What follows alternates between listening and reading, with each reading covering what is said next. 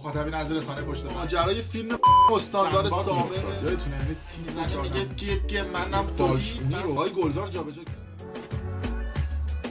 درود به مخاطبین عزیز، اینجا رسانه پشت پرده است و بنده امین فردین خوشحالم که به همراه تیمم فرصت دیگه‌ای پیدا کردم که یه چند تا از این دوستان رو برای بچه سلبریتی ها رو بشورم و بشکافم و افشا کنم و بذارم کنار و امیدوارم که حال شما خوب باشه، سالم و سرحال باشید، دماغتون چاق این صحبت ها باشه.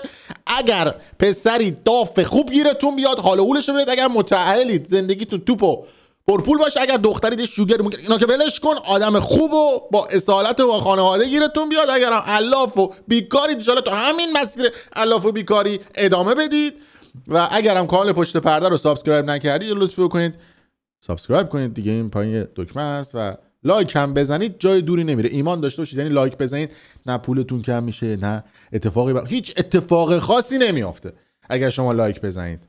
اگر سابسکرایب بکنید که مطمئن باشید که اصلا هیچی نمیشه، چون یه عده فکر میکنن که اگر مثلا ما رو ساب بکنن یا سابسکرایب بکنن دنبال بکنن مثلا 50% از ارثشون خدا هیچ اتفاق نمیفته.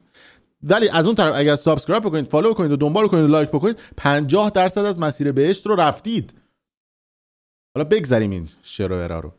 امروز در برنامه پشت پرده میخوایم راجع به آقای پژمان جمشیدی با شما صحبت بکنیم، چون خیلی من دایرکت بودن که آقا این زنش کیه، کجاست، چیکار میکنه.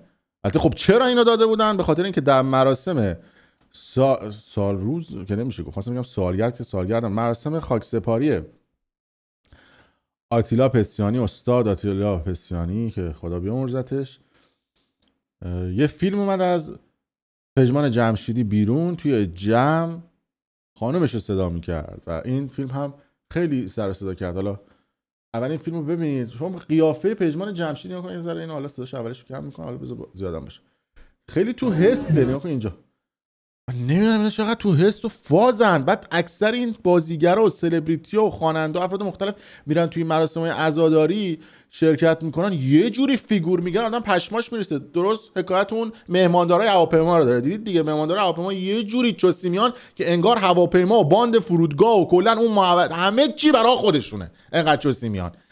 شما نه خلبانی نه فرودگاه، هیچی مال خودت نیست. این هم حکایت یه سری از این سلبریتی ها شده. ببینید اصلا سیسو نگاه کنید یه لحظه.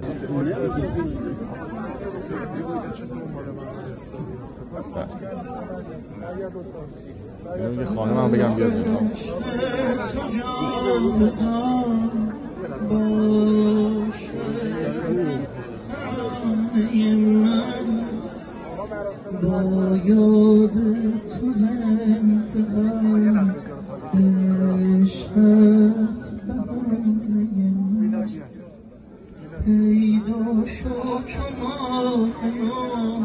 دستشو گرفت و دست تو دست یکی هم میتونیم عقب‌تر. البته این رونمایی نبود، بیشتر پشت نمایی بود که حالا تصویرش هم به شما نشون میدم.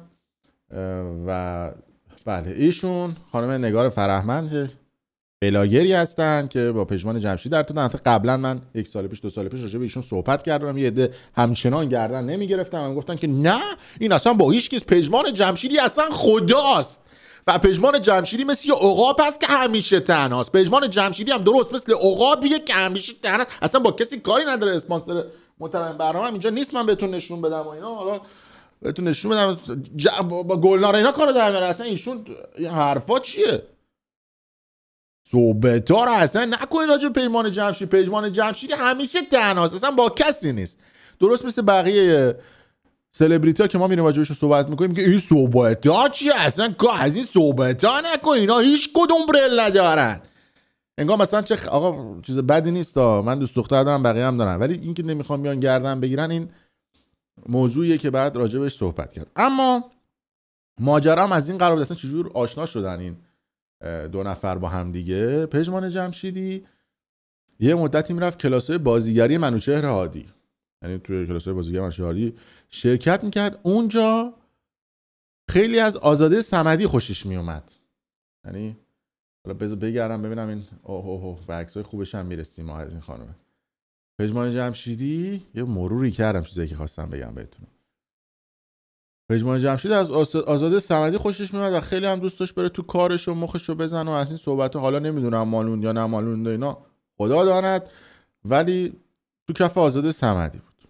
آزاده صمدی که بهش پا نداد در کلاسه منوچهر هادی مخ یکتا ناصر رو زد. یعنی قفل این قضایا در همه جای دنیا. مخ یکتا ناصر رو زد. یکتا ناصر تا با منوچهر هادی دعواش میشد میرفت با پژمان جمشیدی. به محض اینکه با پژمان جمشیدی دعواش میشد میرفت با منوچهر هادی. یعنی میگم این چیزا قفل همه جای دنیا، ولی به همت سلبریتی‌ها و افراد معروف و مشهور ایران زارت قفل این قضیه تونسته در ایران به حول قوه الهی و به نیت حشری بودن دوستان قفلش باز بشه و باز هم شد که نگم براتون شد. خلاصه اومد رفت با یکتا ناصر هم بعد اومد دید نه فایده نداره و پیچوند رفت با منوچهر هادی. از اون طرف پژمان جمشیدی رفت با بهار افشاری مدت تیک و تاک زد. با بهار افشاری هم خب با نمیدونم فوتبالیستا و این ور اونور زیاد میپلکید. قبلش هم با سردار آزمون و سایر برابچ بود. از اونا کات کرد رفاقتش رو، اومد با پژمان جمشیدی و بعد بهار افشاری دید پژمان جمشیدی هم نه خیلی شیطون و هرس میپره. در جدیدترین ریل خودش هم خواستم در جریان قرار بگیرید که با این چهره هستش آقای حامد آهنگی که قبلا هم گفتم 20 میلیارد فکر کنم ولوش 20 میلیارد به زن خودش مهریه داد و از جدا شد و الان با حامد آهنگی توی خوابن. اما این چهره خانم نگار فرهمند که اینجا میبینید اینجوری نمیدید اینقدر خوشگل مشکل این اصلا. این چهرهش نچرالش اینه، یعنی این بوده. یعنی زوم بکنم قشنگ ببینید با کیفیت. آره اینی که میبینید اینجا این بوده، حالا تبدیل به اون شده. حالا این هم حالا یه عکس دیگهش بود، یعنی نگم براتون. حالا به هر حال دیگه عملهای زیبایی این صحبت‌ها. اما این خانم نگار فرهمند که بلاگر هم هستن، یه مدتی با یه شخصی به اسم حسین بودن و نشون به اونشون که سنش هم بالا بود، تو مایه‌های شوگر موگر و اینا بود، حسابی خرجش می‌کرد و براش ماشین گرفته از اون صحبت‌ها.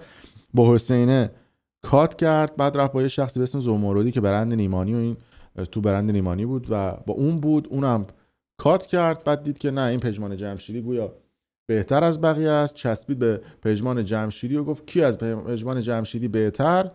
و جالب هم اینجاست که آقا همه جا هستن. تو یه عکس هم ازش اومد که پژمان جمشیدی حلقه رو انداخته، ولی نمیان رسمی اعلام بکنن و گردن بگیرن. من نمیدونم به خودتون شک دارید، به دیگران شک دارید، به امام انقلاب اسلام و اون سیستم شک دارید، به چی شک دارید؟ البته گفته بودن که گویا قراره که عروسیشون رو تو قبرس بگیرن، اونجا رفتن ملک گرفتن، اقامت گرفتن. البته یه دیگه هم گفتن تو ترکیه قرار بوده مراسمشون رو بگیرن در تابستان امسال. خلاص این قضیه ها رو جمع کردن و بردن جلو، شسته برده. ولی خب حالا دیگه بحث اون ماجرای بهرام رادان پیش اومد و بحث رضا گلزار پیش اومد، گویا اینا هم که عروسی گرفتن اون فیلم به نام نامی یزدانی این صحبت‌ها رو دیگه پخش نکردن. ولی می‌خواستم به شما بگم که وقتی ما چند سال پیش اومدیم راجع به این دو نفر صحبت کردیم، یه عده خودتون جر و جر کردید که عقاب همیشه تنهاست و اصلا ریل مل نداره، خواستم بگم که دیگه آقا فیلمش هم در اومد دیگه سند از این بالاتر من نمیدونم چی بهتون نشون بدم که داستان از چه قرار بوده.